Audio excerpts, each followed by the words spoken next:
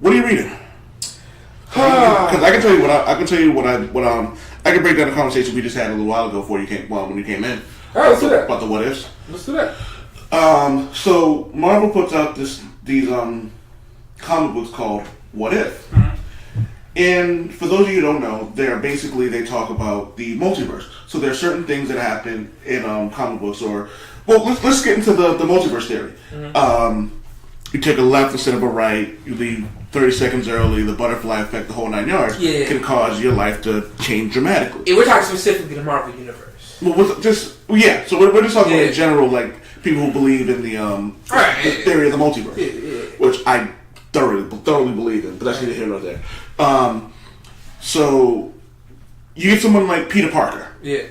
So much has happened in his life that like the slightest turn or the slightest change can cause everything in his life to switch. Mm-hmm. So they do these what ifs. Like I think the very first one was, what if Spider-Man joined the Fantastic Four? And I believe it ended up with Sue Richards staying in Atlantis with Namor. Really? I could be wrong, but I'm pretty sure that's how it ended. There was one, it was like, what if Jessica Jones chose to join the Avengers? Uh-huh. And that ends with her and Captain America getting married. Okay. So it's things like that. So the most recent ones that have come out were what if X-Men, what if Spider-Man became a Punisher, and he was like this Spider Punisher or something like that. And the other one was what if Flash Thompson became Spider-Man. Do you count the X character kills the Marvel Universe as what if stories?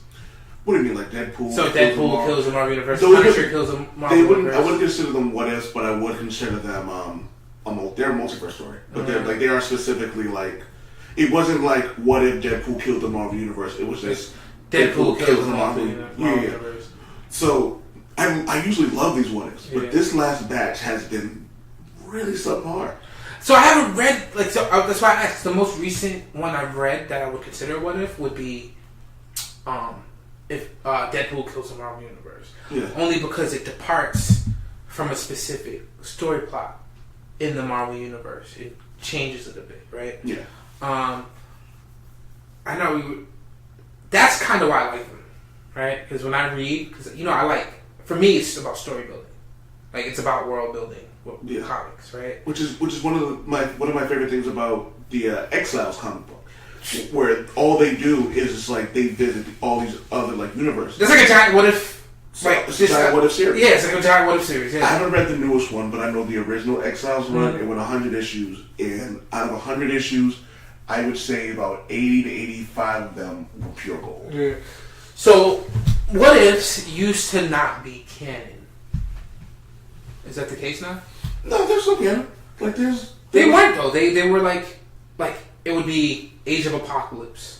No, what if Legion kills Magneto or something like? Yeah, but they were always like that though. Yeah. They were always like, what if one of my favorites. I don't know if this was something someone made, but it was like, what if Luke Cage got the hammer? I think Thor's hammer. I think that was just someone who made a joke, but it was like I'm trying to think one of the older ones. What if Frank Castle was an agent of S.H.I.E.L.D.? Or one of the newer ones where it's like, what if Wolverine was never deprogrammed from Hydra? Yo, can we make our own what ifs like right now? What would be your favorite what if? My favorite what if? Like if you can make your own what if, what would it be? I would like to know what the Marvel Universe would look like if Weapon X never became a thing. Really? So, what happens if Wolverine never gets his claws? What if Wolverine never gets his adamantium? What happens if... Which Wolverine origin is canon right now? There's like 5 of them. I would say, if I was going to give someone there's multiple things to his origin. He's still James Howlett, right? Yeah, he's still James Howlett. So the run that was written by... Give me 2 seconds, I'll tell you who wrote it. The run that was written... It's actually called Wolverine Origins. I actually just have to find it. So yeah, like his stepmother was like killed by his stepdad or some crap. No, it was his mother. It was his mother. His mom was killed by some crap like that. Yeah. Trying to find the actual writer of this. That was a giant pain in the butt. Jenkins. I don't know his first name, but some dude named last name Jenkins, Jenkins, wrote Origin. It's just called Origin. The covers are by Joe Quesada, and they're phenomenal. So like that's you can take for like actually what it is. Mm-hmm. But a lot of stuff that happened after that, it depends on who wrote it. I would tell people to read the Daniel. Was it Daniel Way? I would tell people to read the Daniel Way run of Wolverine Origins because they really break down everything that happened to him. About it, like there was a thing about his life was really controlled by this dude named Romulus, who was basically molding him to be like the secret person who runs the world. Even before Weapon X, or was this Weapon X? Yeah, before Weapon X. And then you find out in another issue that it looks like Wolverine knew he was getting the adamantium. So it wasn't like the whole thing about him getting jumped. Apparently that's false according to one of the writers. There's also he didn't write. Jeff Loeb wrote that one, but it's still under the same series of thoughts. You also find out that it wasn't Weapon X who erased Wolverine's mind. No, I don't think I've ever read a Jeff Loeb book with art I liked. It's Simone Bianchi's pretty good. But then you find out that it wasn't Weapon X who erased his mind. You find out that it was Xavier. Yep. And I was like, wow, he really is a dickhead. You know what I mean? And he made everybody think Cyclops was some evil bastard, which I hate. He also made Cyclops forget that he had a brother. Yo, I fucking hate Professor X. Yo, you know what it is? I love it. Hold on, before we get to Professor X being sick, so your what if? So yeah, I would like to know what would happen. So, does Wolverine even really exist? Yeah. What happens with Sabretooth? Like, you know what I mean? So what happens? But that was his like half brother or something, or step brother. In Origins, right? In Origins, the movie, yes, not the comic book. They're not related in the comic book. There was like a hairy brother in that book. It was just his dude. Brother. Just some dude. Okay. They made it look like it was supposed to be Wolverine, but it wasn't. I'm not Sabretooth, but it wasn't because the scar across his face would eventually heal, and then you actually see Dog Logan. That's his name, Dog. Yes. You see him later in a Wolverine in the X-Men comic book, written by Jason Aaron, who wrote an amazing run. But I would like to know if like Deadpool would have died from cancer.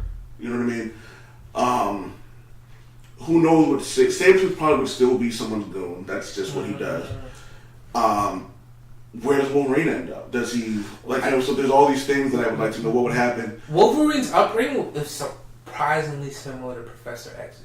His what? His upbringing was surprisingly similar to Professor X. Well, yeah, until someone killed his the dude who he thought was his dad, and then he kills his biological father and all this other shit. But didn't Professor X's stepdad kill his mom or some crap like that? Like, I don't know a lot about Xavier's past. Like, yeah, because Kay Margo was his stepbrother, and that was that and not. And they used to both. And there's Kay Marco was Juggernaut for the uninitiated. And Kay Marco his dad used to beat the shit out of both of them. Yeah. And I remember there's an issue of Uncanny X-Men where they actually kind of hash it out. And first, let me just say, Juggernaut makes a much better good guy than he does a villain.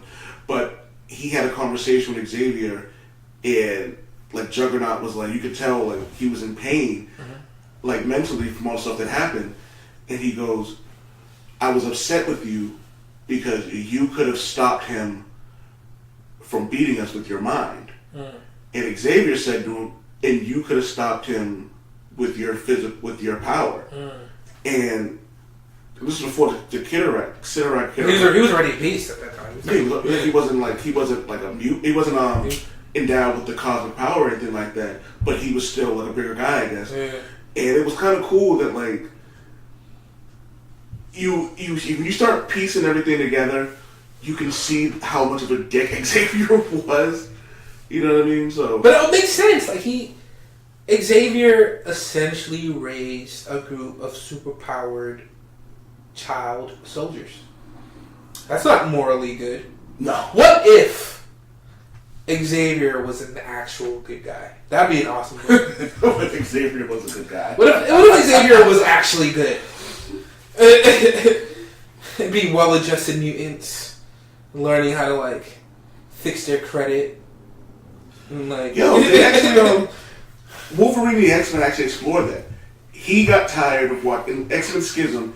He got tired of watching Cyclops treat the younger mutants like soldiers. Yeah. He goes, "That's not what we were supposed to do." And Cyclops at that time, he was like, "I'm preparing for war, and we're like the last 200." That wasn't Schism. That was Schism. Was it Schism? Yeah.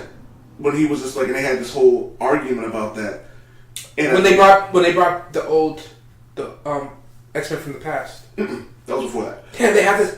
Wolverine and Cyclops have had the same conversation for fucking decades. But it's funny because like this time around, Wolverine actually did something about it. Yeah. And he left. He goes, "I can't be a part of it." There was this new girl, new mutant from Africa. I can never remember her name. It kind of makes me mad. Yeah. But she killed someone, and she said her and Wolverine were talking, and cause Wolverine he does his best to protect the women. Like especially with the younger kids, and he was just like, they're sitting there talking, and she says, "I killed someone. I now know what it's like to be an X-Man." And it was like facts. Yeah, but, but they don't. That's the thing. X-Men don't kill. Say who? That was their whole. That was their credo. Is that the word I'm looking for? They get creed. They like the whole thing. So Wolverine was like, "I can't do this anymore." So he left and rebuilt the school. Yeah. So he had actual teachers. And they still learned. They still went and used their. They still went to learn how to use their powers. Did he name the school after Jean Grey? Yes. Fucking pervert. So it was a Jean Grey school for So he opened the school up, and the whole thing was basically like he wanted them all to have a place where they wouldn't have to worry about being soldiers. Yeah. They could just be kids. Yeah, and then Cyclops goes on to be a terrorist. Yeah, but that's after Avengers vs. X-Men. Yeah, it's right after Avengers vs. X-Men. Yeah. So on one hand, and he gave people an option. Like he told them, like, you can come with me or you can stay here. Those are your options. Yeah. And it was funny because Storm was gonna leave because she didn't like the way Cyclops was acting either. But Storm pleaded with Storm and was like, "You can't leave me here with Emma, Magneto, and Namor." Yeah, but if friggin' T'Challa wants to kill friggin' half of Atlantis, Storm will got a problem with that. So, keep that same energy. Ride or die. Keep that same energy, Aurora. Storm's ride or die. So yeah, man. So I tell people if they're gonna read a Wolverine story, pick up that run by Daniel Way. It was 50 issues, 50 great issues.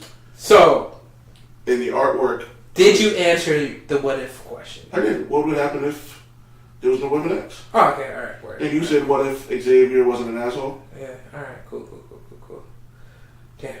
All right.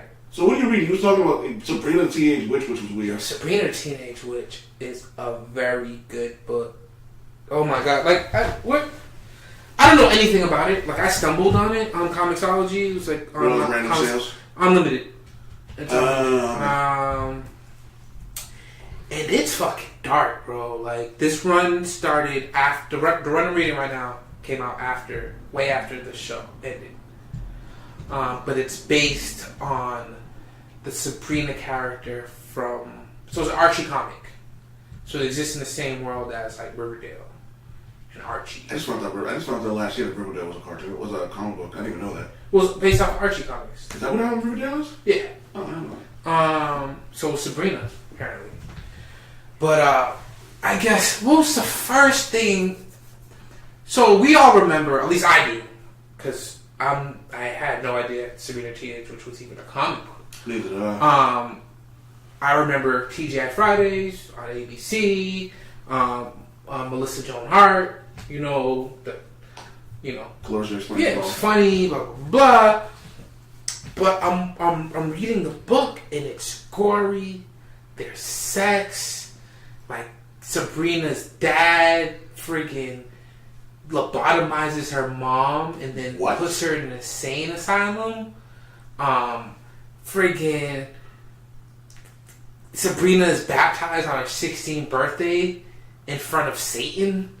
Like, it is crazy, but it's so fucking good. It's well drawn, well written. It's very, like, there's some shocking parts, but that's not what carries the story, right? Like, I don't want to, like, there's you know, some cliffhangers. There's really strong character development. Like, and it's impressive because, you know, I have an idea of Sabrina the Teenage Witch in my head, right? Like, that I grew up with.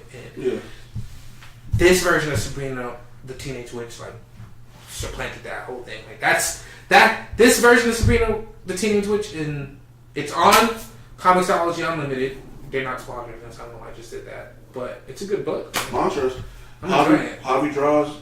I'll write some. Oh shit. Yeah, we'll do it. You said you were reading Hellraiser too. Hellraiser, excuse me. Yeah, I've been reading some. What the hell is wrong with me right now, bro? Like, I've been reading, Hellraiser.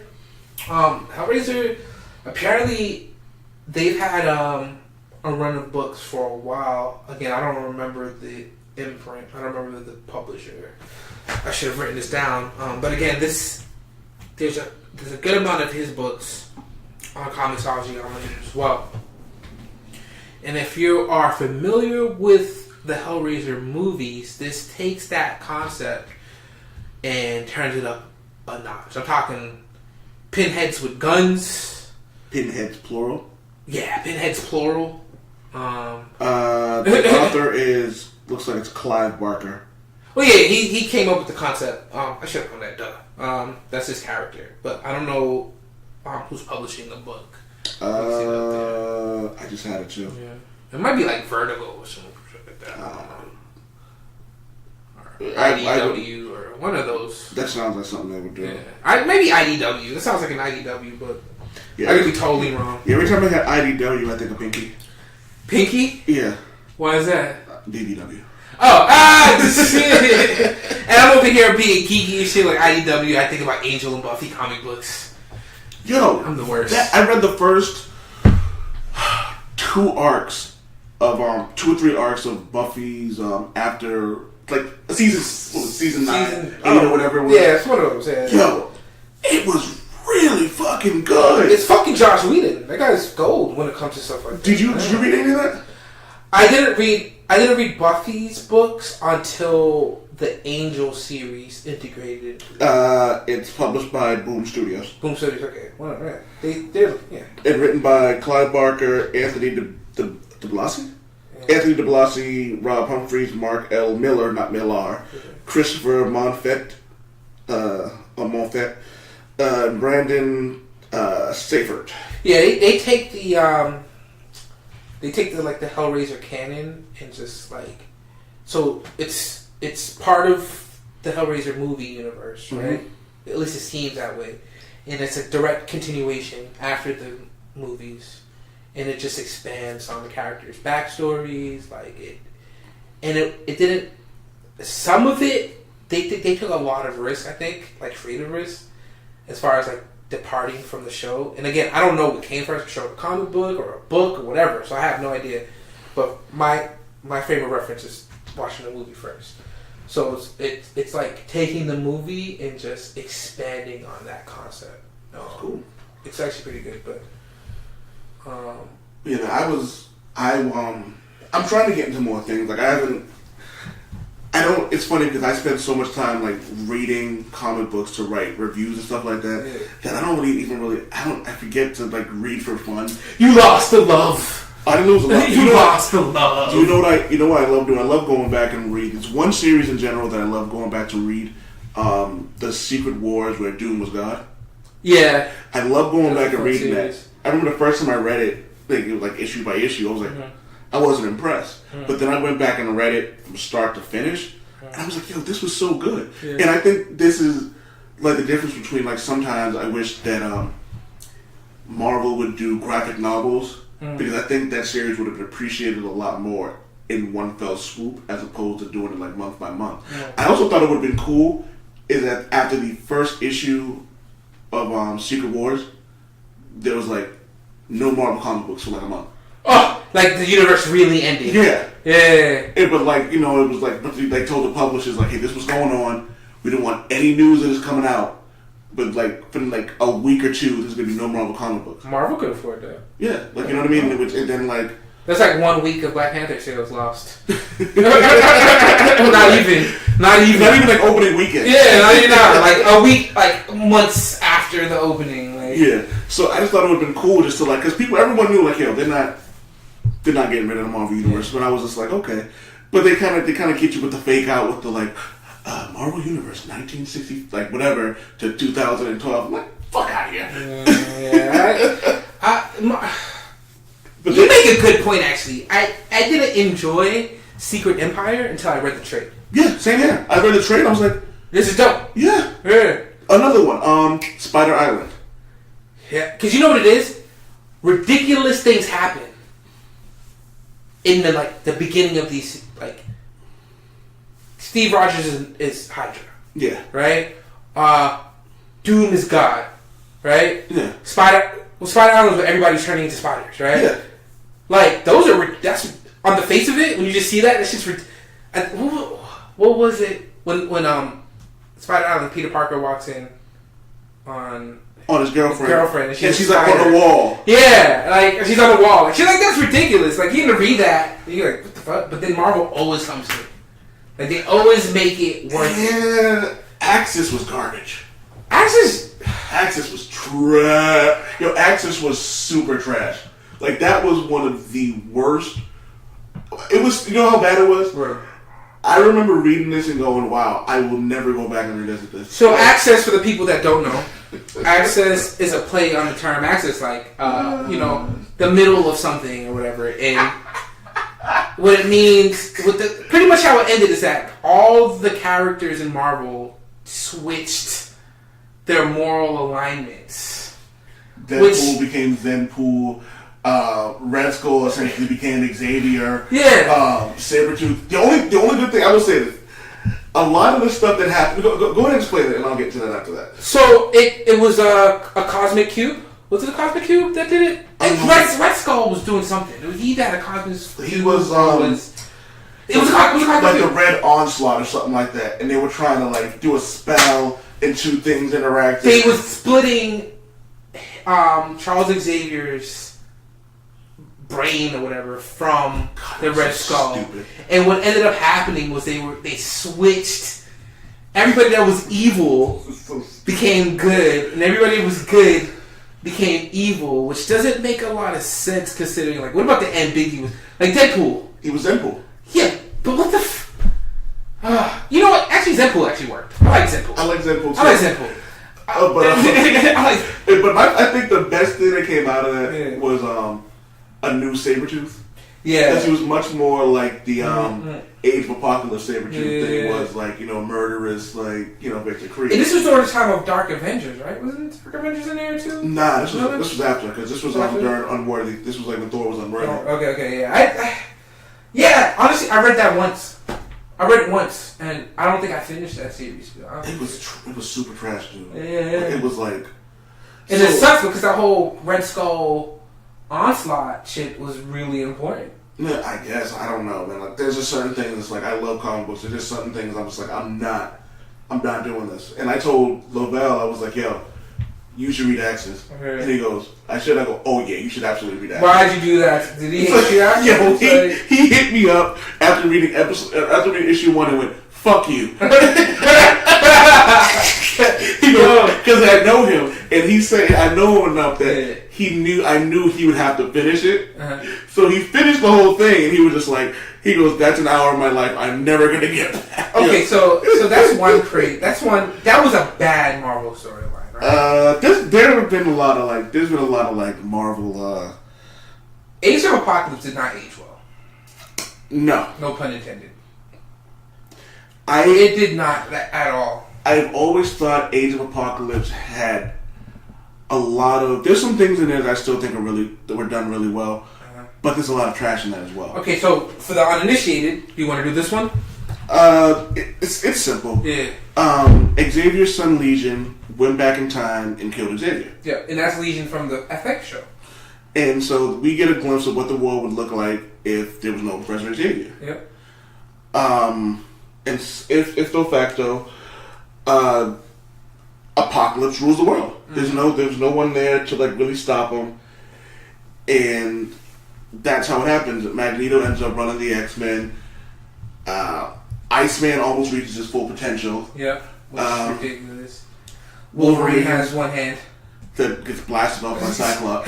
Cyclops is still kind of, he's an actual prick, but he's actually pretty beast. What is his name? He's is it Prelate? Is that what they called him?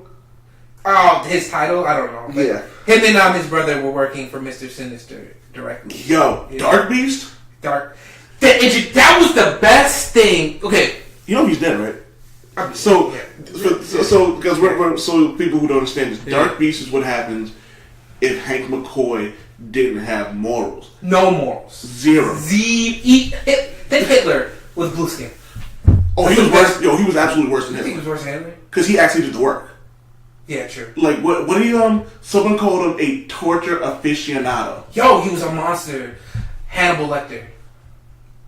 Nah, because Hannibal, in certain, like I was watching the Hannibal TV series, and he had a quote-unquote moral code. Like, he would only eat people or die on people. Dark Beast had none. None. I thought Dark Beast was the one that brought the X-Men from the past.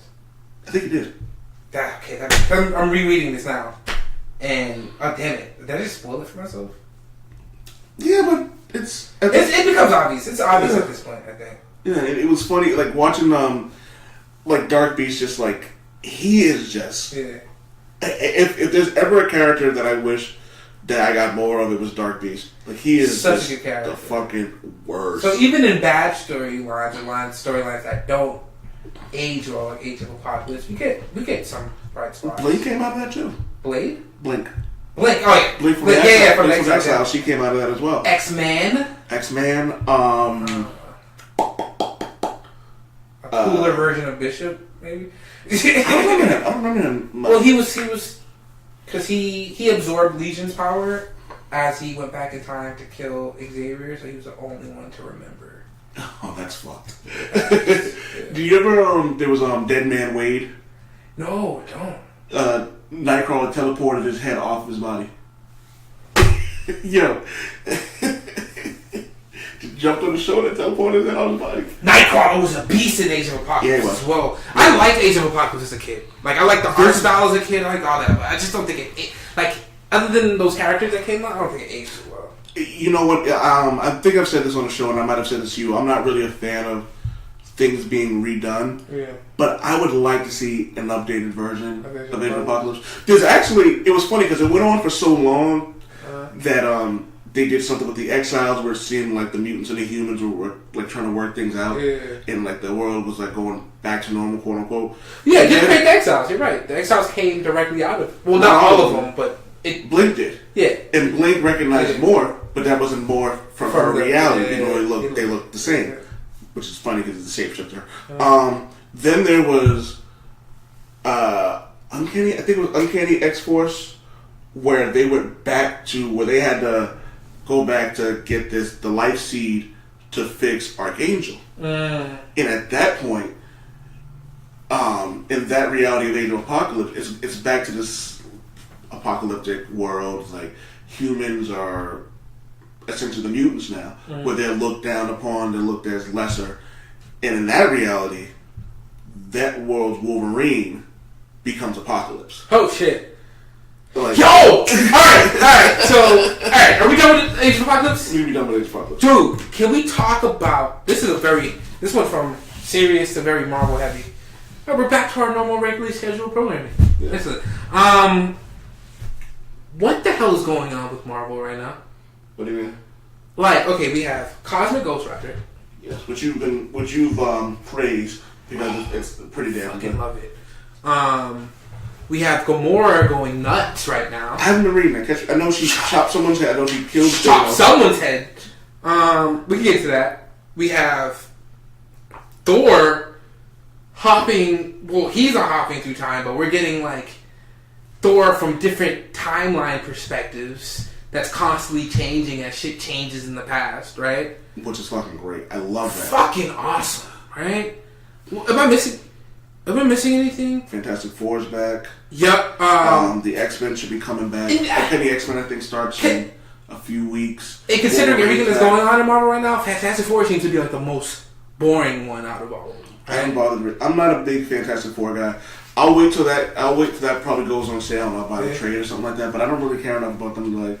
The Century book? Oh my god! Yeah, what do you want? What do you want to start with this? Are we gonna talk about these, or do you want to? I'm trying to think if there's anything else that like I've been reading that's been like definitely worth actually having a conversation about. Anything? I haven't read a lot of DC. Do you have anything on DC this week? Nothing on DC. Nah, I actually get. Oh, apparently DC regrets the Bat Penis. Really? Yeah. I don't think anybody read that book. Which is funny because despite the jokes I was making, the art was actually damn good. Yes, that's exactly. Like the colors they used when Batman was in the cave, like the blues and the blacks, and like the look on his face was like really like stoic and like. I liked the art on that, but it was just like that's all anyone could focus on was his dick. We focused. The episode that we addressed it on, I think we say dick like 30 times, maybe. LaBelle said I should have called it Dickisode. Dickisode. Yeah, that was essentially what it was. So, my biggest thing about it was, why does anyone care? Marvel's been doing that for like over a decade now. Like the Punisher book was, but that was under their Max imprint.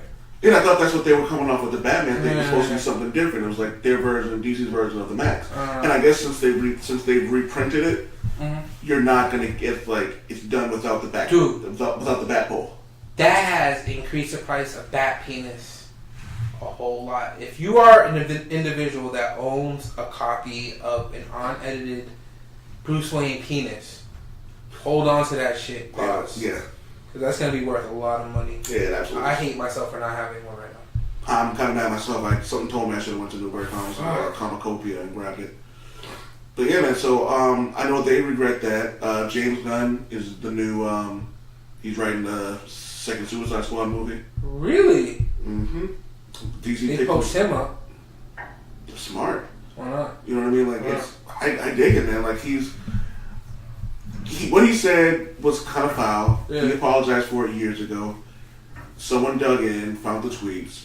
Disney. And they had an agenda. The thing that sucks is the people that did that had an agenda. Like they were looking for like, I guess quote unquote what they consider liberal. Yeah. People in Hollywood. It's like, see, they do it too. Yeah. You know what I mean? So, but DC snatched them up, and I can't wait to see what they do with Suicide Squad. All right. I would love DCWB to make something good. I'm cautiously optimistic, and we'll get back on the Marvel stuff, but I'm cautiously optimistic about Shazam. Oh, I can't wait for that, man. I think I might be more excited about that than maybe anything coming out next year. And yes, that's including Avengers 4. Because what about Marvel's Captain Marvel? I'm excited. Like I think it's gonna be great, but my excitement for Shazam comes from I really want this movie to succeed because DC movies need a win. Yeah, you know what I mean? Yeah. Like Wonder Woman's gonna do well. Yeah. Like you know what I mean? Regardless, like it's gonna do well. It earned that because the first one was considering how horrible it ended.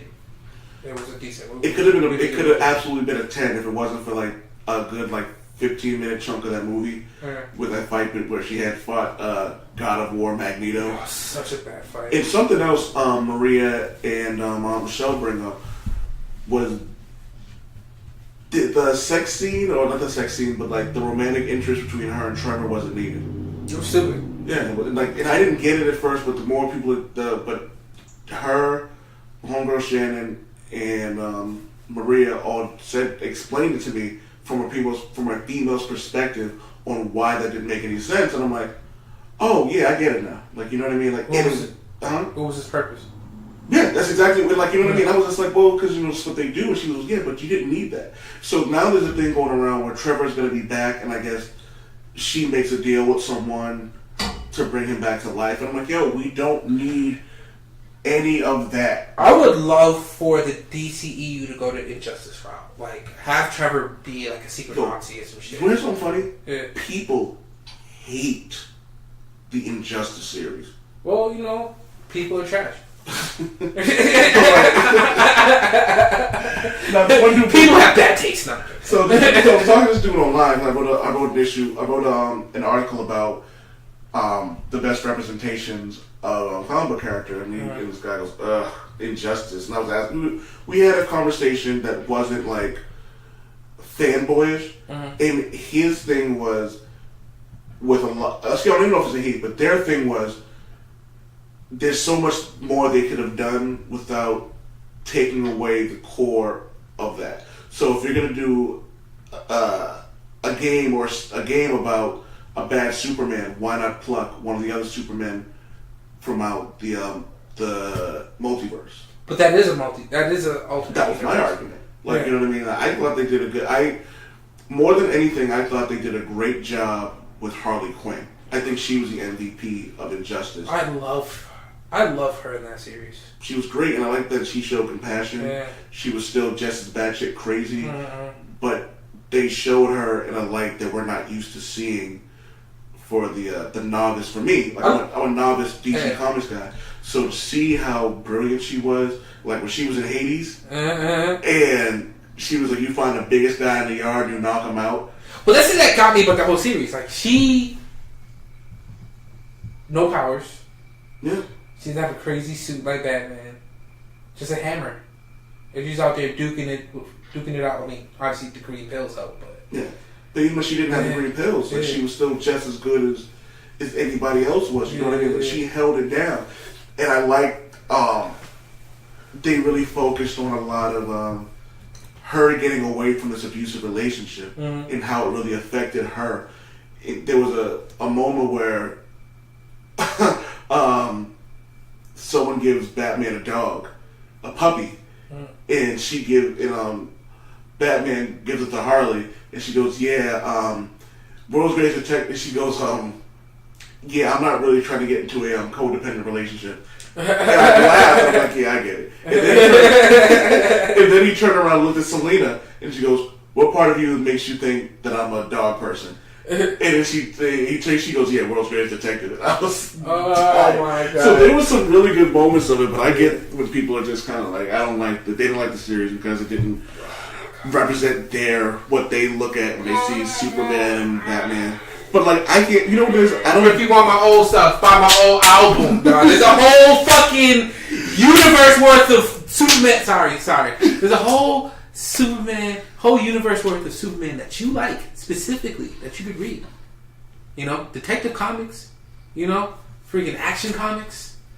Well, Detective is Batman, but you know what I'm trying to say, man. Like, so the part that kills, and I agree. Yeah. I bought Injustice, and I was like, yo, it's a great lead up to the first game. Yeah. And I went back and I was revisiting everything that happened between the first game and the second game. It's still really good. Yeah. So you find out why you get these side characters, why you get how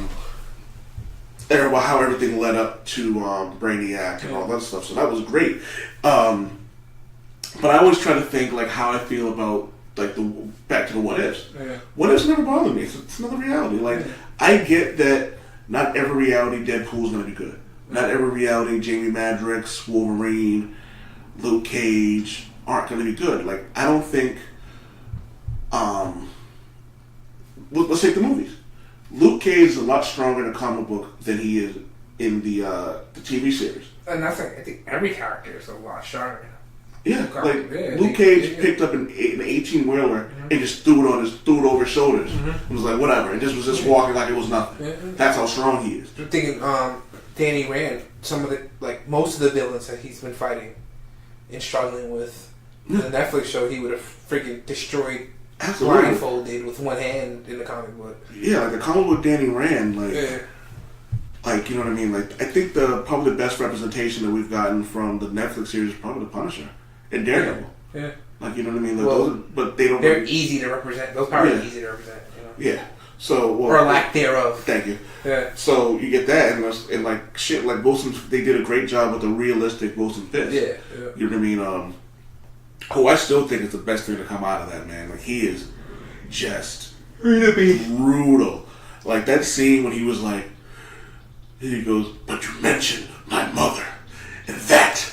When he kills the journalist. Oh, yo, that scene. That hurt. Yeah, I was like, there's no way he's gonna kill. Oh shit, he's killing him. Yeah, he's killing him. He really killed that guy. Yeah, choked him out. It was just like super killed him. Ben Urich, I couldn't remember his name. Anything you're looking forward to? In terms of comic books, anything like coming out that you're like, oh, I can't wait to read this? Honestly, I'm really into Cosmic Ghost Rider right now. Cosmic Ghost Rider, I'm really excited about that. Oh, break that down because I want people to know what this is about. So Cosmic Ghost Rider is based off of, I guess you could consider it a what if. What if Thanos conquers the universe? Yeah. This is interesting because Thanos actually conquers the universe in what appears to be the 616 universe. Right? Yeah. It appears that happened in 616 universe, which is the main universe of the Marvel comic book. Like the center universe. Yeah, the center of Marvel is the 616. So he does that. He kills everybody on Earth, right? Before he goes on to the rest of the universe. But break it down because you said there was Thanos waited until they were all like old. Yeah, so Thanos was like, the monologue that's going on throughout this whole process. Thanos is like, these Earthlings have embarrassed me, but I'm forever. They grow old. So he waits a little longer, comes back, and just kills everybody. Like, on the planet. Which is fucking crazy. Like, every hero that was on the planet at the time, he just killed, like, one-on-one, just kills all of them. Frank Castle is one of the unlucky victims. But as he's in hell, Mephisto gives him an offer because he's the embodiment of vengeance. He's like the Batman when it comes to like his willpower to like take vengeance of the Marvel universe, right? So naturally, Mephisto. I just want to point out the spirit of vengeance is actually an angel. Yeah. That's a deep cut. So Mephisto offers Frank Castle while he's in hell the Angel of Vengeance, the Ghost Rider. Xanatos? I don't remember the name of that shit. Yeah, that sounds right. It sounds about right. So Frank Castle becomes the Ghost Rider. He's riding around Earth with nobody to punish, right? And eventually Mephisto stops talking to him, and he goes crazy. So he's Ghost Rider with all the power of Ghost Rider, but he's fucking insane. So he rides around Earth for a couple of thousand years with nothing to do, slowly going insane, like I said before. Galactus ends up popping up, hungry, right? Comes to eat the Earth. In the meantime, while Frank Castle was doing all this on Earth, like going crazy, Thanos was out there like killing the rest of the universe. So Frank Castle's the spirit of vengeance. Yeah. With nothing to avenge. Nothing to avenge. Just stuck on Earth. That would I can think of anything that would drive Frank Castle crazy. Yeah. It would be that. So by the time Galactus comes to Earth, because he's famished, because whatever. Ghost Rider's fucking insane.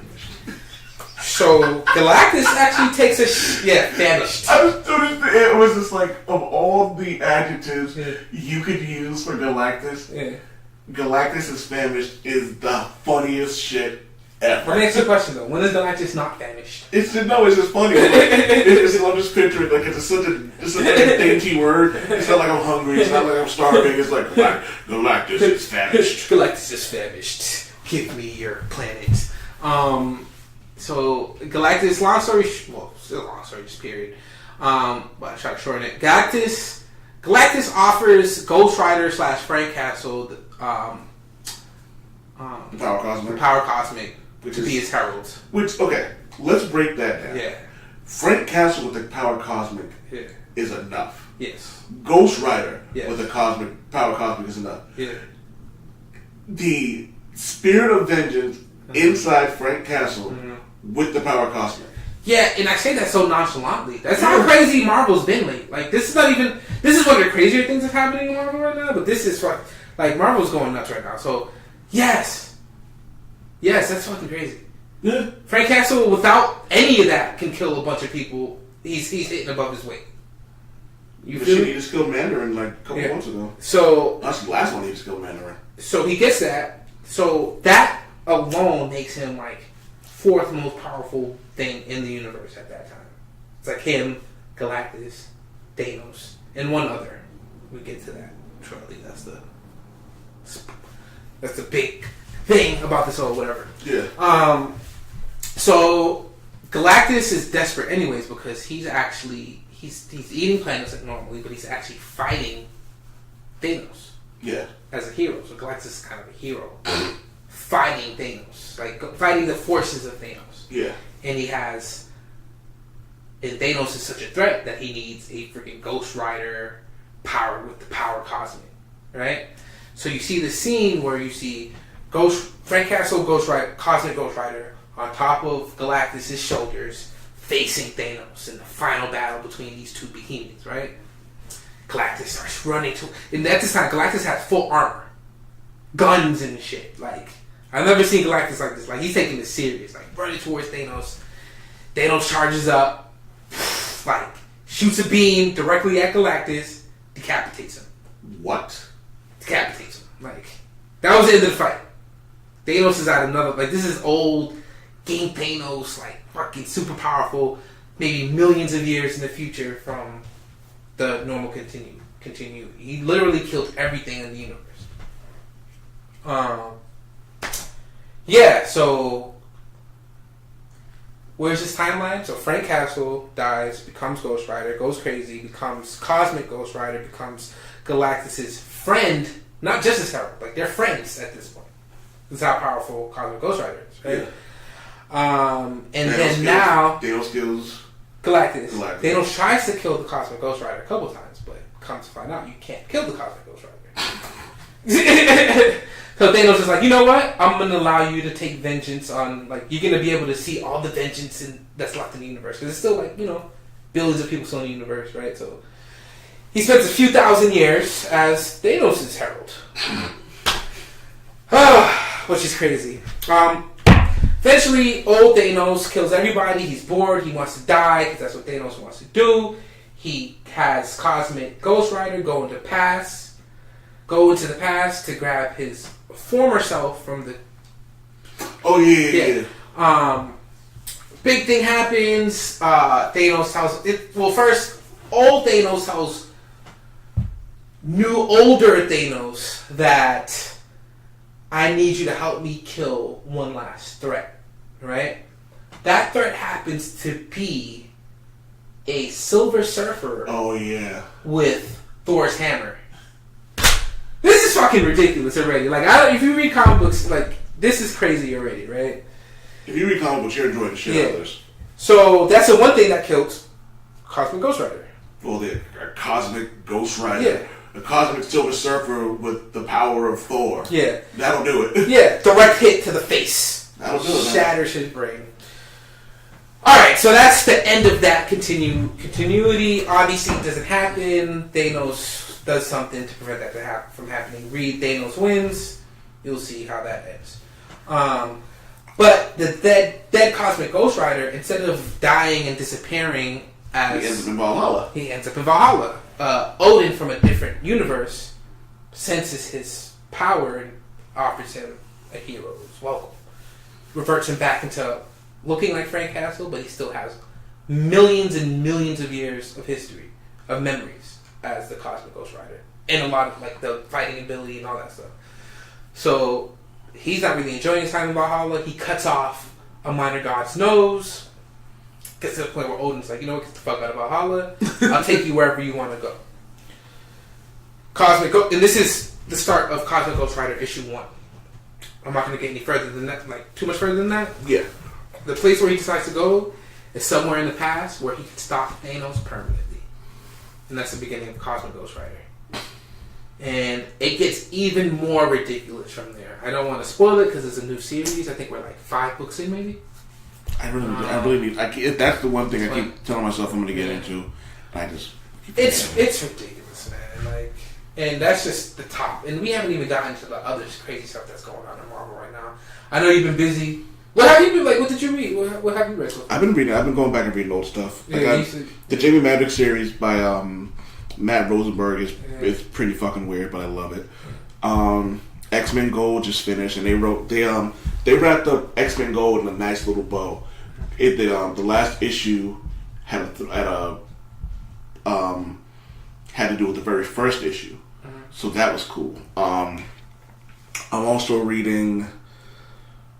What the fuck else am I reading?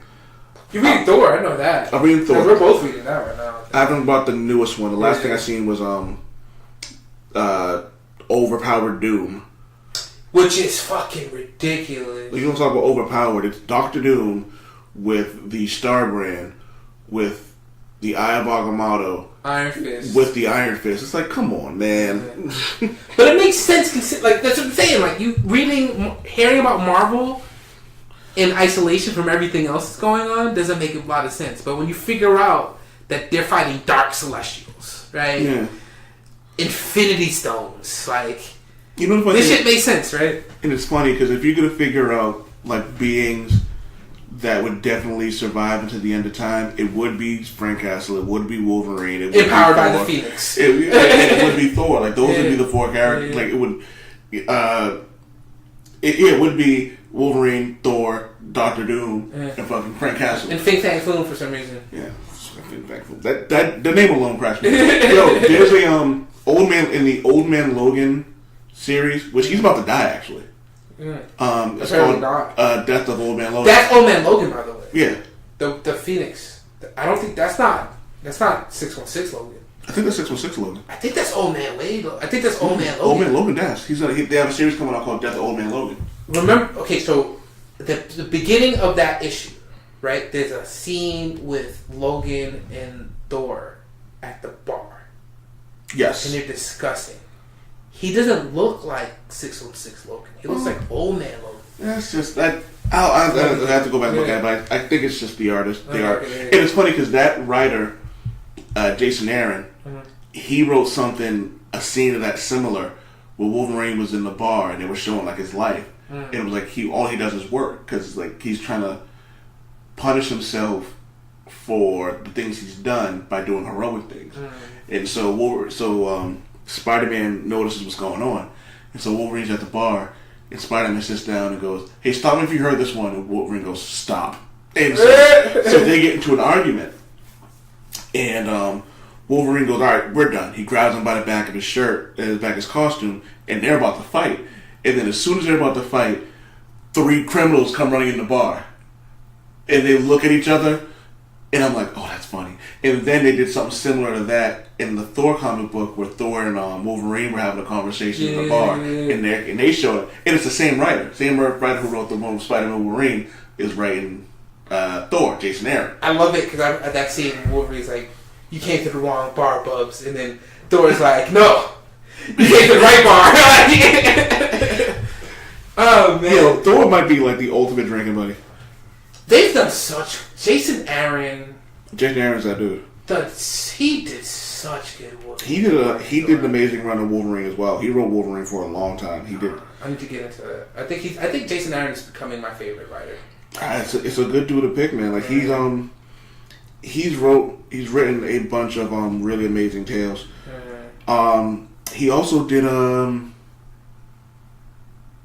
original Sin, which is shockingly good. And I know how much you loved the Thor run with Jane Foster. Oh, so good.